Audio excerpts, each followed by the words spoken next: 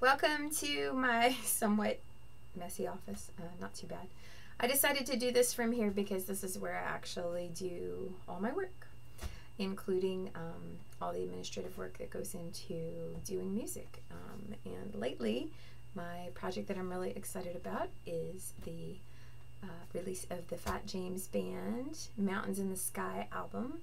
And I just wanted to talk to you about that a little bit today. I would show you a picture of it, but I sold all my copies and I just ordered 100 more, which we should get around August 5th. So if you don't get one at the Mount Baker Blues Fest, then you can just reach out to me, Andie at whitewingmusic.com, and we'll figure it out. I can ship it to you or arrange to meet you if you're somewhere in Western Washington, say Seattle and north.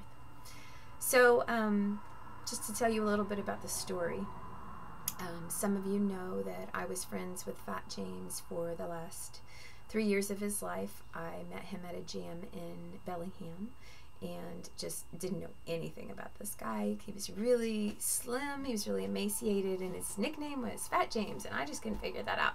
So we liked each other, actually, musically, and he told me I had to call him Fat James, and I was like, how about if I just call you James? Is that cool? And what's your last name so I can put you on my contact list? And James was just like, did not want to tell me his last name. I was like, well, if you don't tell me your name, I'm not putting you in my contact list.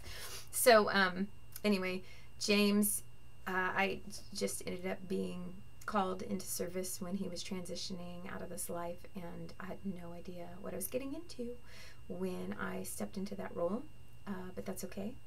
I'm made for this kind of stuff, apparently. I had just finished producing or releasing the first executive production product that I made, which was Heart of Steel, a lifetime retrospective from my grandfather's music, which was released in February of 2017, and James died in August. So I already had figured out how to do this process. Shortly after James died, maybe like a day or two later, I got a phone call from Dave Cashin, who you probably know is the Fat James Band keys player and one of the songwriters. And we just became fast friends. We co-produced the 2 Fat James Memorial Ruckuses, one in Seattle and one in Bellingham, in October of 2017. When the band came to Bellingham to do that ruckus, they stayed at my house, and we just all became family. So not only did I have a lot of work to do for James, but I got some new family through this process of losing him. So the story keeps going. Dave Cashin showed me 11 songs that the band had recorded in 1998 and 1999. So long before I knew them, long before I lived here, I had nothing to do with that part of the process. They had been playing together for years. They really perfected some of their material, and they had these beautiful recordings that were the recording engineer, one of the recording engineers was Steve Smith, and Steve Smith has Grammys, and his first assistant engineering credit is for Stevie Wonder's Songs in the Key of Life, and he's just amazing. And these recordings were so great. They did need to be mastered, and so I sent them to Miles Boysen, who is a former partner of mine, but also who did all the engineering on my grandfather's record. He also has a Grammy nomination, and I knew he would do a really beautiful job with the sound, and he did. So meanwhile, let's see, I'm getting a little out of order. Anyway, these amazing people contributed to this album and making it sound just really perfect. So that's one of the things I want you to know about this record. It is definitely an album for the audiophile. You've got to buy the CD, and you've got to listen to it on really high quality speakers to get the full effect of all this love that went into engineering this so masterfully. Most of the streaming platforms, which it is out on now, you can go listen for free. You can test drive the record. Spotify, it isn't quite made it onto iTunes yet, but it's in process. YouTube, it's so beautiful. Anyway, going back in time to the story of the making of this record. And I became friends with Tracy. We tried dating, but his health wasn't robust enough for him to feel like he was up for that. But we stayed close friends. We spent time listening to the Live at the Central CD together and talking about this wonderful magical chemistry that these players had that I could really hear in that album. And we started talking, the surviving members, Chip and Tracy and Dave and I, about getting this album out to the world. It had been sitting in storage for close to 20 years. So I got a lot of information from everybody, but there was still some uncertainty about how to proceed. At that point, the Fat James Band tribute, which Chris Eager made possible, doing such an amazing job showing up in James's place, both vocally and instrumentally as the lead guitarist, made it possible for the tribute to continue. And so they had a gig at the Wild Buffalo for its 20th anniversary in Bellingham, which is a venue that they used to play, and James loved, and it's one of the places where I jammed with James at the end of his life, because he lived here in Bellingham at the end. And we did one at the Central Saloon, which is also really significant for that band because they were the kings of Pioneer Square in the 90s, and the Central Saloon was like headquarters. So we did that gig. There was one more that we did at Bill Sterling's place. Bill and I had a series called In the Garden of Musical Delights, and the Fat James Band tribute played there too. But 2 days after the Central gig, we were stunned to learn of the untimely and unexpected passing of Tracy. And this was in October of 2019. Oh, somebody help me. 2000. Yes, it had to be. And we were planning to have a CD release, get the CD finished, have a CD release party, and do a benefit for Tracy's family in the spring that COVID came around.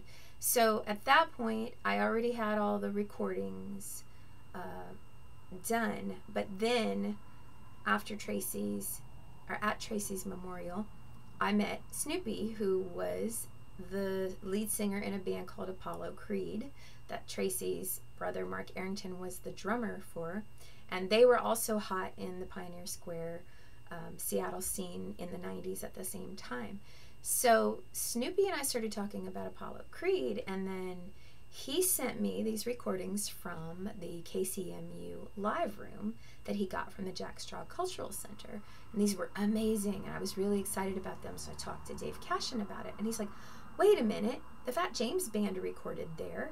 And so I emailed the person in charge of the archives, and sure enough, we got this live room, high quality recording from when they played live on the radio in 1994. So we went through that, and we pulled, I pulled the best material, including some original songs of James's that wouldn't have been released otherwise. And anyone who followed the Fat James Band in the 90s knows that they ended every show with Little Wing. And there was an almost 12-minute version of Little Wing that was just so masterfully done. The dynamic build and release of tension that these guys do, they do it again and again in Live at the Central and in this new album, The Mountains in the Sky. It's just, there's, even in a 12-minute recording, you never find yourself going, God, when is he going to stop playing that guitar? Or I'm getting kind of bored. What's next? I find myself every time I listen to this recording, and I've listened to it more than anyone else at this point, just hanging on every single note and marveling at the artistry and the mastery of what these guys have done musically. So this is such a monumental piece of work. I'm so deeply honored and privileged to have had any kind of role in this, and I want to say maybe my role wasn't that important, but it actually is, because even though I didn't make any of the music and I wasn't part of any of that, I did do a lot of work over the 3-year period of time to help the guys arrive at the decisions that needed to be made to get this out into the world, and then to do the administrative work and the licensing for the covers and the digital distribution. And, you know, those of you out there who've done all that before, you know, that can be a lot of work, especially when you're dealing with a number of people and not everybody has the same perspective. So here we are. It is July 24th, 2022, and on the 13th, we started selling physical copies out into the world. We got Rob Bramblett volunteered to do the artwork. He did a really beautiful job. The artwork's actually like its own story. James had been very close friends with Airplane Dave Brown, who, it turns out, Airplane Dave Brown's parents and my grandfather, Pee Wee Whitewing, grew up in the Bay Area together, went to school together all through elementary school and high school, and Dave's father, who just passed, and we send our condolences to his family, got my grandfather his first professional gig playing lap steel at age 13. So, okay, small world. We all converged in Bellingham somehow, and Dave Brown had taken James out flying, and there was some place in the North Cascades near Mount Baker that James had told Dave, you know, I love this place. This is really special. And when James was dying in the hospital, he said he wanted to be cremated, and he wanted his ashes to be scattered there. So when I contacted Dave about it, he was like, I know exactly where James wants to be. And since then, Dave has done that. He's fulfilled that promise to James. So I went to Peter James and got a beautiful photo of Mount Baker to honor the resting place of James, and also to signify Mountains in the Sky is the song that we pulled for the title, because that's a song that Tracy wrote upon the death of one of his dear friends.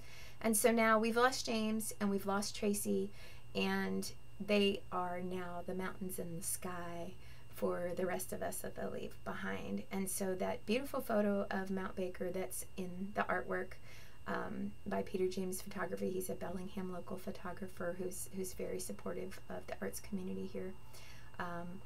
And then Rob Bramblett did this beautiful Aurora Borealis theme that's it's gorgeous. And there's also an illustration by Dave Cashin's daughter, Brianna, that is James and Tracy kind of looking down on the earth, and just really, really beautiful and heartful. So the artwork is stunning, the engineering is stunning, the songwriting, the everything about this record is just gorgeous. And I just wanted to take some time to share with people a little more about this. I'm so excited to be part of this. And next Saturday, July 30th, from 3 to 4:30, the Fat James Band tribute with Chris Eager standing in for James and his dad, Randall Eager, standing in for Tracy on bass, are going to perform. That is really significant. The very last time that the original Fat James Band ever performed together was in 2011 at the Mount Baker Blues Festival. So it's just such a beautiful full circle homecoming, fulfillment of something so important. And not everybody's on the same wavelength about spirituality, but I will say that I was very close to James and Tracy at the time of their passing, and have really felt their presence very strongly for the first time this much since their passing, now that the record's getting out into the world. So if you have ever heard of the Fat James Band, if you have ever heard of Tracy Arrington, Tracy played with Curtis Salgado for 21 years. He did so many other really awesome, cool things. I just don't have a complete list. If you were a friend of James's, if you know Dave Cashin or Chip Hart, or even if you're just curious, what was this amazing sound coming out of Seattle in the 90s that, in my opinion, should have been a national touring and recording act. And I think that the album really speaks for itself. So I guess I haven't said who I am. I'm Andie Whitewing. I own Whitewing Music, which is a production company, not a publishing company. And I I had the honor of being the executive producer on this album, and so I feel like I'm in a good position to be a spokesperson for it too.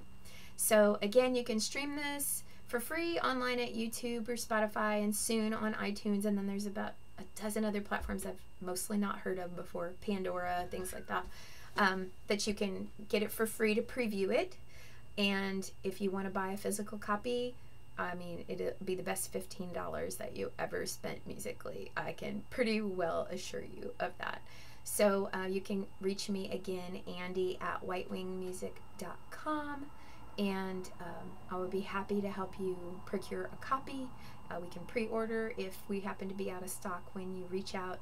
And again, we'll have about 35 copies for sale at the Mount Baker Blues Fest, and the guys will be playing a lot of the material from this record with Chris Eager and Randall Eager this coming Saturday at the Mount Baker Blues Fest in Deming, Washington, from 3 to 4:30 on the Saturday, July 30th. Thank you so much for taking the time to watch this. I don't normally make videos and post them online, but this is something that is an absolute labor of love, an absolute joy and pleasure, and that I cannot wait to share with you.